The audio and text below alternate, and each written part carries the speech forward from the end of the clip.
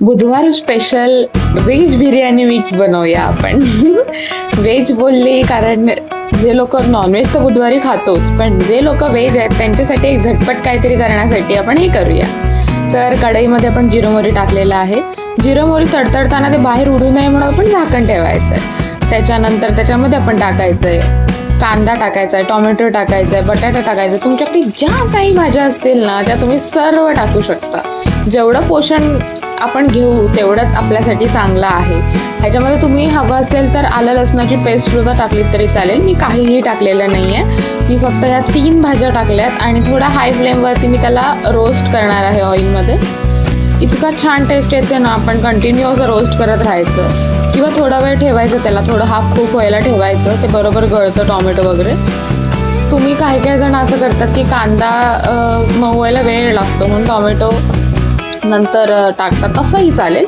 मी मस्तपैकी रोस्ट करते त्याला आणि मग त्याला झाकण ठेवून वाफ काढून घेते. म्हणजे कसं सगळं एकदम एकत्र शिजतं. त्याच्यानंतर कढीपत्ता टाकलेला आहे. पण कढीपत्ता आधी टाकला ना तर वास येतो छान, पण तो जळून जातो, मग त्याचा अर्थ राहत नाही, म्हणून मी असं टाकते.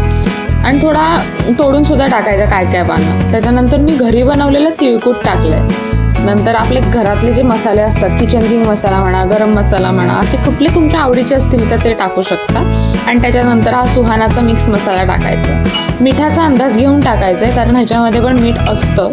बरं, थोडंसं मीठ असतं, तर मला तरी लागलं मीठ, त्याच्यामुळे तुम्ही थोडा अंदाज घेऊनच टाका, नाहीतर तुम्ही आधी टाकूच नका, आधी त्याची टेस्ट घ्या.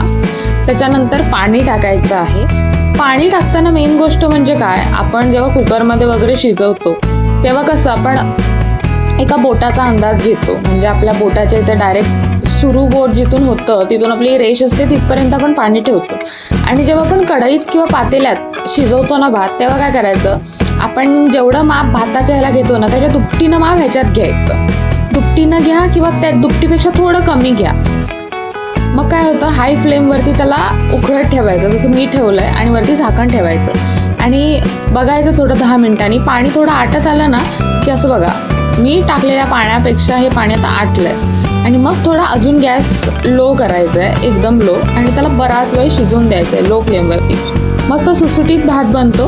मी थोडं पाणी जास्त टाकलं कारण मला तो गिजगिजीत हवा होता, सो माझी थोडी लास्टला गिजगिजीत होते. ही बघा अशी होते. जर पाणी तुम्ही दुपटीपेक्षा थोडं कमी टाकलं ना तर एकदम सुट्टा सुट्टा भात बनतो. जरी ओली असेल ही पुलाव तरी बघा ना, सुट्टा अख्खा तांदूळ राहिलेला आहे, अजिबात तुटलेला नाही आहे. तर ही ट्रिक तुम्ही नक्की फॉलो करा आणि कसा राईस झालाय ते मला नक्की सांगा. थँक्यू. व्हिडिओ आवडला असेल तर नक्की लाईक, शेअर, सबस्क्राईब करा. थँक्यू. Follow for more.